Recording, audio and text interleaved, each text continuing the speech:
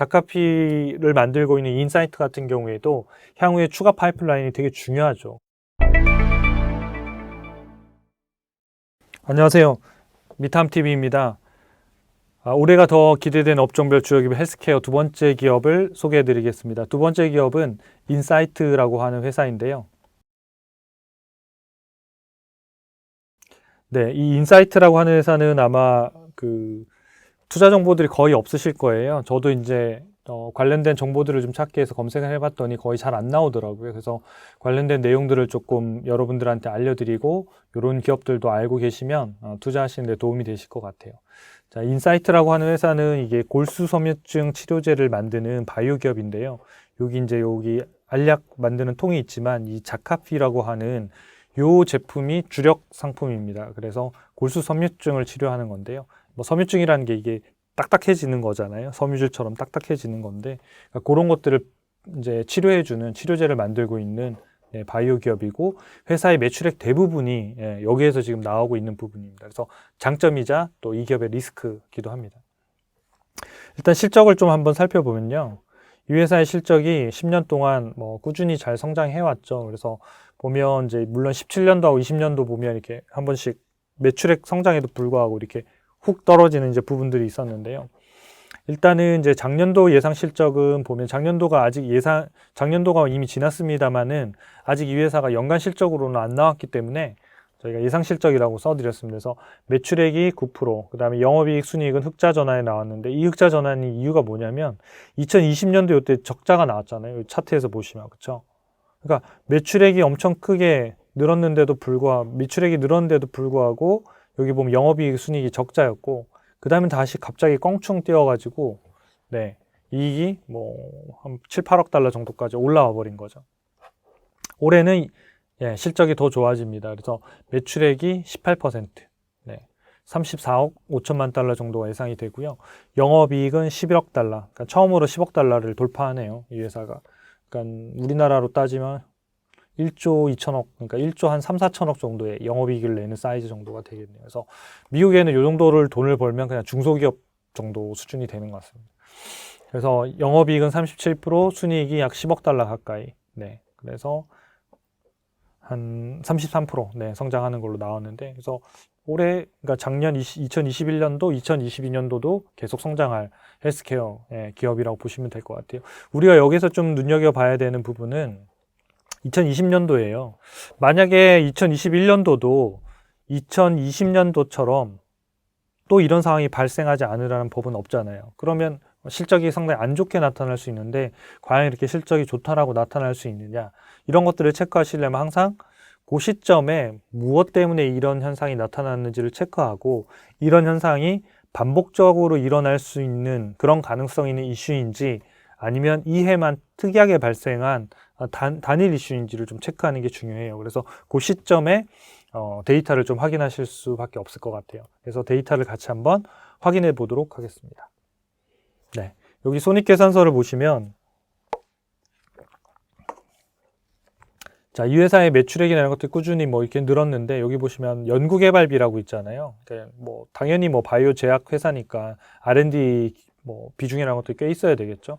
근데 여기 보면 여기 13억 달러, 11억 달러, 11억 달러 계속 한 11억 달러로 계속 왔었잖아요. 근데 2020년도에 보니 갑자기 22억 달러로 2배가 오른 거예요. 그래서 이런 재무 정보를 보실 때는 이 시계열을 보다가 어떤 특정 항목이 크게 움직이는 것들을 찾는 게 굉장히 중요해요. 그게 변화의 포인트들이고 원인이 대부분 거기에 있으니까요. 그래서 재무제표를 보실 때 시계열로 쭉 보시다가 비슷비슷하게 그냥 뭐 눈으로 보실 때 그냥 우리가 뇌가 빨리 계산할 수 있잖아요. 그냥 쭉 볼 때 큰 이상이 없다 그러면 넘어가시면 돼요. 근데 이건 뭔가 탁 튄 값인데 그러면 그 항목을 중심으로 보시면 되거든요. 그래서 연구개발비 같은 경우에는 11억 하다 22억이니까 뭐가 많이 된 거죠. 그러려면 사실 연구개발비가 이렇게 많이 들어갔다는 얘기는 첫 번째, 직원들을 엄청나게 많이 뽑아야 되겠죠. 뭐 직원 수가 한 2배가 늘어서 연구개발비가 2배로 들어갈 수밖에 없다. 그럼 뭐 계속 연구개발비가 22억 달러 수준으로 나와야 되겠죠. 근데 그게 그런지 아닌지는 체크해 봐야 되겠죠. 그래서 좀 체크를 해봤더니 요 데이터를 원본 데이터를 확인하시려고 하면 미국의 전자공시 사이트 에드가에 가셔가지고 요걸 쳐보시면 되는데, 에드가에 가셔가지고 이 인사이트라는 기업의 재무제표를 찾기도 또 쉽지는 않으시거든요. 그래서 요 부분은 저희 초이스탁에 오시면 기업 개요 누르면 해당 기업의 전자공시로 그냥 바로 다이렉트로 연결되는 링크가 아예 다 걸려 있어요. 그래서 그거 SEC 전자공시라고 저기 돼 있는데 그거 누르시면 바로 해당 기업 인사이트면 인사이트, 마이크로소프트, 뭐 또 뭐 애플이면 애플 그냥 바로 연결이 되기 때문에 굳이 막 돌아가면서 찾으실 필요가 없으세요. 그래서 거기에 들어가서 보시면 판관비 관련된 내용이 나오는데 22억 달러 중에서 약 9억 2천만 달러, 그러니까 거의 9억 2천만 달러 빼고 나면 12억 달러니까 2019년도하고 비슷하죠. 그러니까 일회성 비용이 들어와 있다라고 거기에 딱 기록을 하고 있어요. 그래서 그 두 가지를 제가 찾아서 여기 써드렸는데, 첫 번째가 이제 독일에 있는 모포시스사라고 하는 회사가 있는데 그 회사와 개발비 8억 달러를 집행한 게 하나가 집행이 됐고요.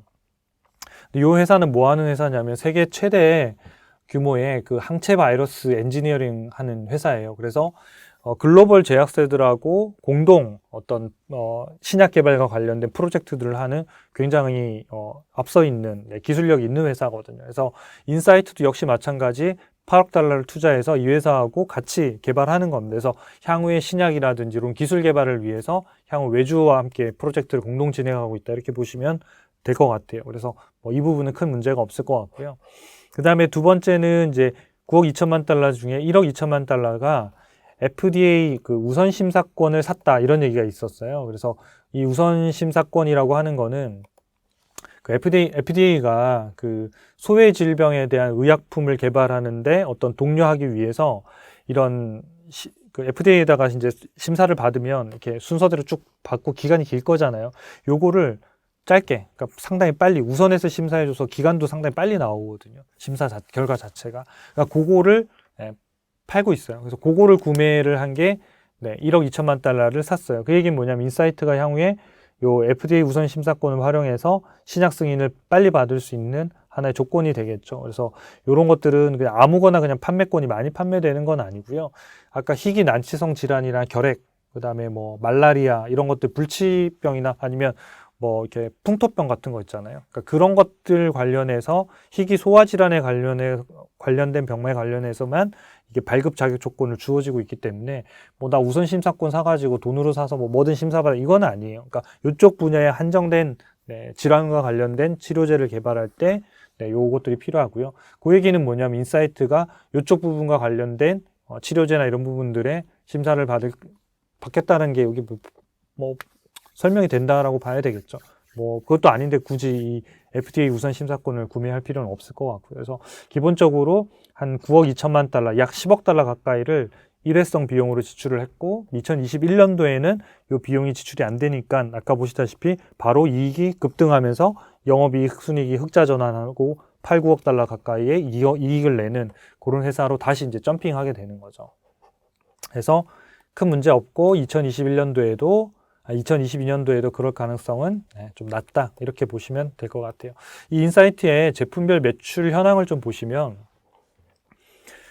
여기 전체 매출액 중에서 약 82%가 여기 보면 자카피라고 돼 있잖아요. 이 매출이 다 차지하고 있는 거예요. 그래서 이 부분은 리스크죠, 이 회사에. 만약에 이 회사가 이 제품이 뭐가 판매가 안 된다든가 아니면 무슨 뭐 문제가 발생해서 판매 중단이 났다, 이 회사는 그냥 매출이 없어진다고 보시면 되거든요. 이게 엄청나게 큰 리스크 중에 하나인데, 특히나 이제 실제로 2027년도가 되면 이제 한 5년 남았네요. 특허가 이제 만료가 되거든요. 그러니까 자카피 특허가 만료가 되면 이제 복제약이라고 하는 제네릭들이나 이런 데들이 뭐 쭉쭉쭉 나오겠죠. 카피해서 만드는. 그래서 이제 특허 만료가 끝나게 되면 이 회사의 매출이 줄 수밖에 없고, 이런 비슷한 케이스들이 화이자도 그랬던 거잖아요. 그러니까 화이자도 특허가 있었는데 뭐 이제 그 관련해서 특허 만료가 되면 복제약이 나오면 매출액이 줄 수밖에 없고, 코로나 치료제 만들면서 다시 이제 점핑했고, 뭐 이런 형태로 바뀌듯이 자카피를 만들고 있는 인사이트 같은 경우에도 향후에 추가 파이프라인이 되게 중요하죠. 그래서 아까 앞에 있는 뭐 이렇게 모포시스사와의 어떤 개발 계획이라든지 또는 뭐 FDA 우선 심사권을 구매해서 그 관련된 치료제를 개발해서 뭐 심사를 받는다, 이런 것들은 향후에 인사이트의 어떤 전략에서 상당히 반드시 필요하고 뭐 좋은 의사결정이라고 생각이 듭니다. 그래서 그런 부분들을 통해서 제품을 어떤 다변화하는 것들은 상당히 중요합니다. 근데 다행히 이제 좋은 소식이 하나 나왔었는데, 2021년도 작년 10월에 아토피 치료 연고제 옵젤루라라고 있는데 이게 FDA 승인을 받았어요. 그래서 하나의 제품이 더 나오게 된 거예요. 그래서 이게 향후에 한 15억 달러 정도 매출이 예상이 된다고 기록이 되어 있는데요. 그래서 이런 식으로 이 회사들이 자카피의 매출들이 2027년도가 꼭지점으로 이제 점점 줄 건데, 다른 매출들을 통해서, 다른 파이프라인들을 통해서 이 인사이트가 아마 그것들을 극복해 가면서 제품 포트폴리오 다변화를 통해서 아마 성장을 좀 지속할 수 있지 않을까, 이렇게 생각이 듭니다. 근데 물론 이제 한 개만 지금 서비스하고 있는 거는 상당히 리스크 중에 하나입니다. 아까 말씀드린 대로 이 제품 자체가 뭔가 문제가 생기거나 악재가 발생하면 엄청나게 큰 리스크라고 봐야 되겠죠. 네, 경쟁사를 좀 보면요. 인사이트, 리제네론, 그다음에 모더나, 뭐 버텍스 파마시티컬스, 뭐 다 좋은 회사들입니다. 다 좋은 회사들인데, 이 인사이트가 뭐 사이즈로는 작은 회사죠. 그래서 아까 말씀드린 대로 뭐 이제 순이익이 이제 뭐 5억 달러 정도 수준에서 이제 성장해서 8, 9억 달러 정도까지 이제 올라가는 그런 형태들로 이제 계속해서 이제 성장을 하고 있는 그런 회사라고 보시면 될 것 같고요. 시가총액으로도 보면 네, 제일 낮겠죠. 당연히 요 이익 사이즈만큼 이제 가장 낮을 테니까요. 그러니까 여기에서 보면 실제로 인사이트하고 버텍스 파마슈티컬스 이 두 개 기업이 저평가되어 있는 편인데, 리제네론 하고요. 그러니까 리제네론 같은 경우에는 작년에 이제 워낙 뭐 성장률이 높고 주가 상승률이 높았기 때문에 지금 계속 주가가 조정을 받고 있습니다만은, 이 회사도 뭐 요 정도의 시가총액에 멈춰 있을 회사는 아니라고 생각합니다. 모더나하고만 비교해봐도 이렇게 순이익 수준을 보면 비슷하잖아요. 한 70억 달러 정도 수준으로 비슷한데, 시가총액은 보면 모더나가 훨씬 높죠. 한 30-40% 이상 높으니까 리제네론이 모더나보다 훨씬 더 떨어져 있는 거죠. 그러니까 모더나는 이제 코로나 치료제 때문에 상당히 시장에 관심도 많이 받았고 뭐 이런 부분들에 대해서 실제로 많이 했지만, 올해 뭐 더 높은 성장률을 보이기는 어렵다고 지금은 데이터로 나오고 있거든요. 그래서 성장주 2022년도 성장 관점에서 보면 모더나도 성장주에는 속하지는 않을 것 같아요. 물론 이제 또 어떤 코로나 관련된 상황들이 어떻게 바뀌고 하느냐에 따라서 완전히 달라질 수도 있습니다만은, 현재 데이터로서는 그렇고요. 지금 이제 인사이트가 여기에서는 보면 좀 성장성 대비해서는 좋은 기업, 이렇게 보시면 될 것 같아요. 마지막으로 이제 AI 종목 진단 및 적정 주가 내용들을 좀 한번 살펴볼 텐데요. 이 회사는 77점이에요. 100점 만점에. 그럼에도 불구하고 미국 기업 6,200개 중에서 약 304위, 그러니까 상위 4% 안에 들어가요. 그래서 여러분들이 이 점수를 보실 때 우리가 77점 그럼 높지 않다 이렇게 해서 보는데, 그런 개념으로 보시면 안 되고, 이게 절대평가 점수이기 때문에 시험이 어려워지면 당연히 점수가 낮잖아요. 그렇죠? 그러니까 저희가 이 점수를 체크하는 게 매우 꼼꼼하고 이렇게 단단하게 저희가 체킹하기 때문에 77점을 받았는데 상위 4%에 속하는 거예요. 엄청나게 높은 거죠. 그러니까 아까 앞에 이제 제가 그 헬스케어 기업들 전체 리스트 보여드릴 때 80점, 90점 이런 애들은 어떻겠습니까? 그러니까 그 빡빡한 조건들을 다 뚫고도 90점대를 받은 거거든요. 그러니까 엄청나게 좋은 기업이라고 보셔야 되겠죠. 자, 그래서 이 기업도 역시 마찬가지, 현재는 독점력이나 현금 창출력 이 부분에서 좀 낮지만 이 부분들도 얼마든지 회복되어질 수 있는 부분들이 좀 보이고요. 그 다음에 적정 주가하고 라인을 보면 이 회사가 주가가 계속 떨어지다가 작년 11월, 12월부터 이제 바닥을 다지고 조금씩 이제 올라오고 있어요. 실제로 주가 차트를 여러분들이 한번 열어서 보시면 인사이트라는 회사의 주가가 장기간 상당히 많이 떨어졌을 거예요. 떨어졌다가 지금 작년 말부터 시작해서 이렇게 반등을 시작하면서 주가 차트가 역배열되어 있던 것들을 하나하나씩 뚫어가면서 지금 이제 정배열로 이렇게 조금씩 바뀌고 있는 그런 상황들입니다. 그래서 아마 기간 조정들은 좀 필요하겠습니다만은, 여전히 성장성 대비해서는 요 가격 대비에는 저평가되어 있는 상황입니다. 그래서 여기 적정 주가 라인을 보면 여기 적정 주가 대비해서 상당히 밑에 지금 거래되고 있어서 상승 여력은 상당히 많이 남아있다고 생각됩니다. 그리고 특히나 이제 내년도, 그러니까 올해 연말 관련돼서 이 회사 이제 실적들이 이제 성장하기 때문에 예상되는 AI가 계산한 적정 주가 약 145달러 정도 수준이거든요. 그러니까 지금이 97달러인데 145달러인데 그러면 현재 주가 대비해서 거의 2배 가까이 상승 여력이 있는 거거든요. 그러니까 다만 조건은 앞에 있는 저희가 매출액이나 영업이익, 순이익 수준을 그대로 성장하고 나온다라는 관점이 있다는 거예요. 그래서 그거는 분기마다 여러분들이 체크하시면 되니까 분기마다 잘 체크하셔서 이 회사가 정말로 아까 앞서 말씀드린 대로 그런 리스크에도 불구하고 새로운 파이프라인들을 잘 개발하고 실적들을 이어져서 계속 성장할 수 있는지 그것들을 같이 살펴보면 도움이 되실 것 같아요. 그래서 이 인사이트라는 회사와 앞서 말씀드린 온라인 테크놀로지 그 두 개 기업을 제가 리뷰해 드렸고요.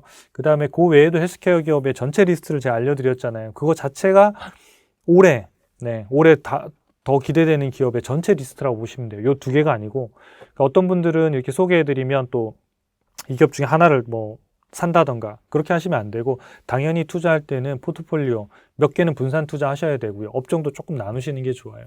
개인들이 막 수십 개씩 사기에는 쉽지는 않으시지만 그래도 최소한 한 5개 정도에서 많으면 10개 정도 사이의 기업을 이렇게 좀 나눠서 포트폴리오로 사시면 혹시라도 어떤 기업이 예상과 달리 갔을 때 다 맞출 수는 없거든요. 달리 갔을 때도 리스크를 좀 제한하실 수 있기 때문에 전체적으로 포트폴리오를 꾸민다라는 생각에서 여러분들이 투자하실 때 이런 자료들 참고하셔서 매분기 실적 체크하시고 이슈 체크하셔가지고 투자에 도움이 되시면 좋겠습니다. 감사합니다.